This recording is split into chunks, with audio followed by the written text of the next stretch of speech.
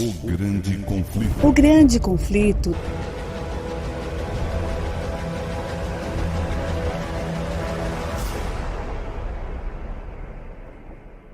Olá, sejam bem-vindos, meus queridos amigos, mais um momento aqui inédito do nosso estudo do livro Grande Conflito e estamos estudando o capítulo 8. Graças a Deus, estamos caminhando passo a passo para a conclusão deste capítulo, para começarmos uma nova jornada do capítulo 9. Ainda não chegamos ao fim, mas graças ao Senhor temos a certeza que vamos terminar de ler este livro com todos os seus detalhes, apresentando esta verdade que o mundo precisa conhecer para se preparar para o grande momento que está diante de nós. Que bom você conectar conosco e eu agradeço a todos que têm assistido, aqueles que têm deixado os seus likes, comentários, embora poucos, talvez cada um comente consigo mesmo, mas seria bom que você deixasse o seu comentário acerca do que estamos apresentando, porque isso nos auxilia a melhorar e a saber qual é a tua posição, a tua ideia, o teu ponto de vista quanto a esta verdade. Amigos, vocês têm reparado que não tem sido diariamente que eu tenho colocado os vídeos, porque há contratempos que estão ocasionando este desequilíbrio. Mas nem por isso vamos parar, vamos continuar a fazer todos os nossos esforços para que as mensagens cheguem a cada um de vós, que são nossos queridos e que desejam que o Evangelho de Cristo seja pregado. Muito bem, então vamos para o nosso assunto de hoje, mas antes vamos orar e, como sempre, não esqueçam de contribuir conosco fazendo aquilo que nós sempre pedimos. Se você tem assistido, deixe o seu like. Se é novo, inscreva-se no canal. Comente e partilhe com os seus amigos. Isto nos ajudará a progredir e a ser mais conhecido. Vamos orar? Amado Deus, eterno Pai, seja louvado o teu nome. Obrigado, Senhor, pela tua graça maravilhosa. Obrigado pelo teu amor e o privilégio que nos concedes de conhecer a tua palavra, conhecer a tua vontade. Fique conosco e cerca-nos com a presença dos teus anjos e abençoe todos quanto assistem estes estudos diariamente ou no seu tempo próprio, tem chegado às suas mãos. E abençoa-nos, em nome de Jesus, te pedimos. Amém. Muito bem. No estudo anterior, nós falamos de uma derrota que alcançou quase todas as nações. Falamos da derrota do papado e vimos como o papado sofreu esta derrota não porque a igreja lutou contra o papado com espada e lanças, mas a igreja, por meio do servo de Deus, apresentou as verdades. Por meio da palavra do Senhor, a verdade veio ao conhecimento de grandes homens da sociedade daquele tempo que ficaram espantados com a sabedoria do servo de Deus. E isto causou uma derrota sobre o papado que seria sentido entre todas as nações. Qual é o assunto de hoje que nós temos para estudar? Bem, estamos no capítulo 8, Poder Triunfante da Verdade, e o nosso tema hoje levantou-se contra a fé da cristandade.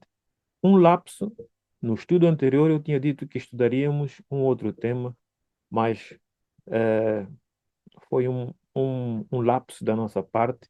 Na verdade, o tema que estudaríamos a seguir ao tema anterior levantou-se contra a fé da cristandade.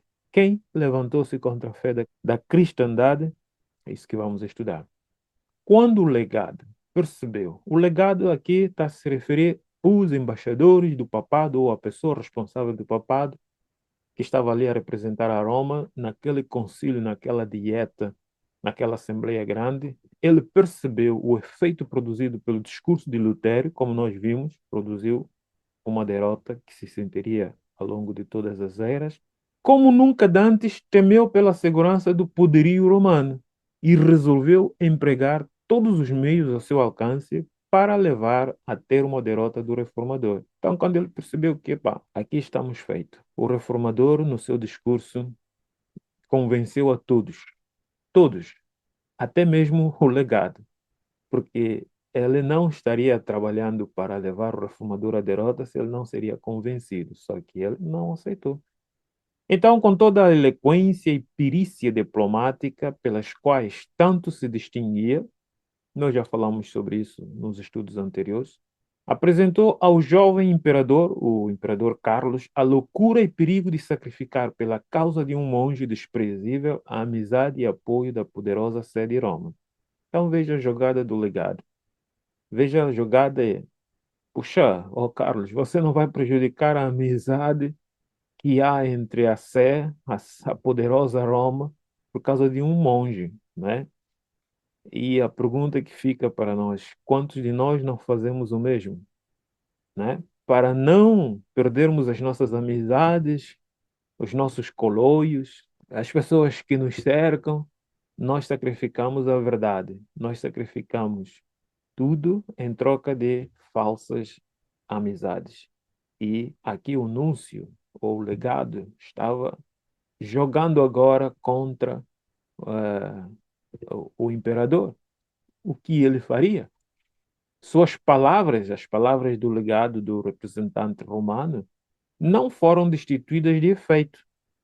No dia que se seguiu a resposta de Lutero, e no dia seguinte, Carlos fez com que fosse apresentada uma mensagem à dieta, anunciando sua resolução de prosseguir com a política dos seus predecessores, mantendo e protegendo a religião católica. Ele, apesar de ser convencido, apesar de ter toda a noção que aquilo que Martim Lutero havia apresentado era verdade, estava dentro dos parâmetros da palavra do Senhor e daquilo que é moral para a sociedade, ele decidiu proteger a igreja, a corrupta, aquela que assassinava e matava todos aqueles que não estavam de acordo com a vontade dela.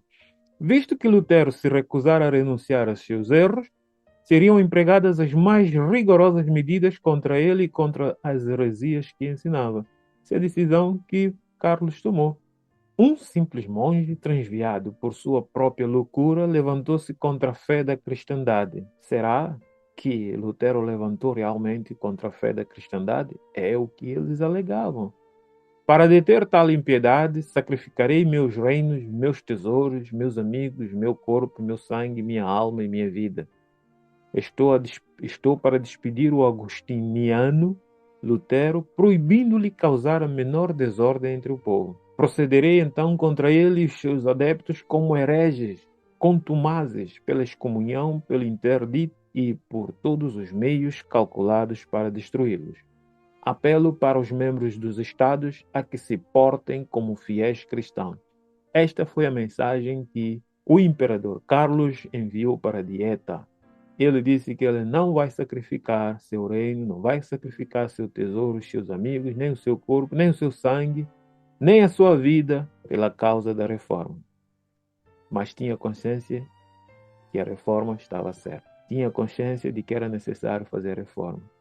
Então ele considerou Martim Lutero como agostiniano, considerou que todos os que seguem eles são hereges, que não poderia haver nada que pudesse fazer para causar desordem. Meus amigos, apesar disso, o imperador declarou que o salvo-conduto de Lutero deveria ser respeitado e que antes de se poder instituir qualquer processo contra ele, Lutero deveria ser-lhe permitido chegar a casa em segurança.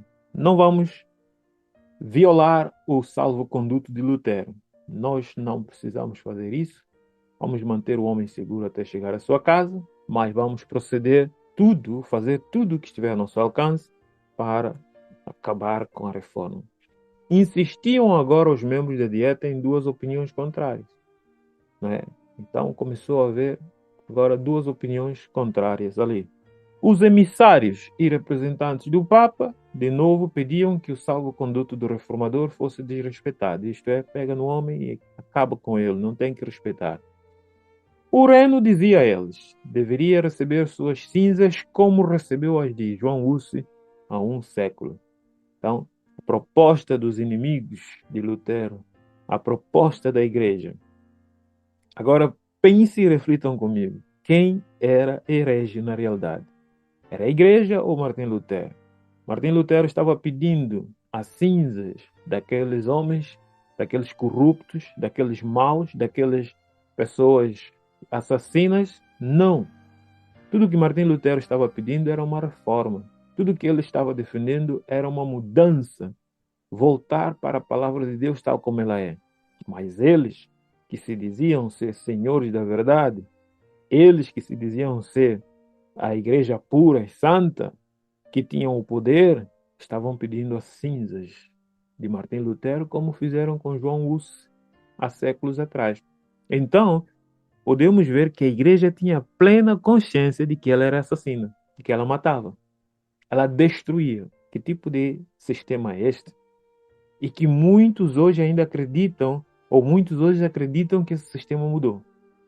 Nos estudos posteriores, lá mais para frente, vamos ver que nunca mudou e não mudará. Príncipes alemães, porém, conquanto fossem eles próprios romanistas e inimigos declarados de Lutero, protestavam contra tal brecha da pública fé como uma nódoa sobre a honra da nação. Eles eram amigos da Roma, inimigos de Lutero, mas, há algumas coisas que tem que ter em conta, né? Matar um homem deste, aniquilar esse homem, queimá-lo, ia trazer uma mancha sobre a nação. Eles não queriam isso. Ok, vamos ser amigos da igreja, sim, vamos respeitar a igreja, vamos não aceitar o que Lutero apresentou, mas também não vamos matá-lo, porque isso vai deixar uma mancha para a nossa sociedade. Esta era a jogada dos príncipes. Apontavam para as calamidades que se seguiriam à morte de Hus. Eles lembraram daquilo que aconteceu depois que a igreja aniquilou Hus. Quais foram as calamidades? Nós estudamos. Se você é novo, reveja os vídeos anteriores para que você possa conhecer. E declaravam que não ousavam atrair sobre a Alemanha e sobre a cabeça do seu jovem imperador Carlos, a repetição daqueles terríveis males. O próprio Carlos respondeu à vil resposta. Disse: embora fossem a honra e a fé banidas do mundo todo, deveriam encontrar um refúgio no coração dos príncipes. Essa foi a resposta de Carlos. Então, meus amigos, como é que você tem lidado com o erro? Em detrimento da tua posição, da tua fé, você rejeita a verdade para abraçar o erro? Você negocia com o erro? Esses homens tiveram a luz que brilhou sobre eles. A verdade chegou a eles tão clara, mas decidiram negociar com o erro. Rejeitaram a verdade, consideraram Martim Lutero como aquele que levantou contra a fé cristã e abraçaram o erro para não perderem a amizade. Muitos nesses dias estão fazendo isso. A igreja está fazendo isso. Para não perder o status social, para não perder a amizade, para não perder às vezes até apoios, para não perder isto e aquilo, fazem olho grosso, como diz muitos, e fecham os olhos para a verdade e abraçam o erro. Esse não será o teu nem o meu caso. Que cada um de nós aqui possamos manter firme do lado de Cristo. Lembrem, Jesus disse: quem não deixar pai, irmão, amigos, marido, esposa, filhos, por amor de mim, não tem parte comigo. O que é que vamos fazer? Cada um de nós temos a decisão. Olha, no próximo estudo nós vamos continuar a falar sobre o tema, né? Rejeitando as verdades apresentadas. Rejeitado as verdades apresentadas. E vamos ver como ficou a decisão desses homens lá naquela assembleia. Qual foi a decisão final? Eu quero convidar-te a orar e vamos terminar já esse tema aqui, muito importante para a nossa reflexão hoje. Senhor, nosso Pai, queremos te pedir perdão, porque muitas vezes nós negociamos com o erro. Quantas vezes nós preferimos ser infiéis para não podermos perder os nossos status, nossos benefícios, nossas amizades. Ajuda-nos, ó Pai, a não continuar nisto. Se alguma vez na nossa vida já fizemos isso, possamos abandonar este caminho. Possamos aceitar a luz da verdade do Evangelho. Há alguns que se agarram às suas igrejas, há outros que agarram aos seus líderes, agarram aos seus irmãos da fé para não poder seguir a luz que o Senhor brilha sobre eles. Perdoa-nos e livra-nos e ajuda-nos a aceitar a tua vontade. Fique conosco e nos abençoe. Suplicamos e agradecemos pela fé no nome de Jesus. Amém. Vá lá, meu querido amigo e irmãos em Cristo e na fé. Eu quero desejar-te continuação de um bom dia e que tudo possa estar correndo bem contigo, na paz do Senhor. Eu estarei de volta no próximo estudo e espero que você também esteja conectado. Não esqueça, faça compartilhamento desses estudos com os teus amigos nas redes sociais. E até lá, um grande abraço.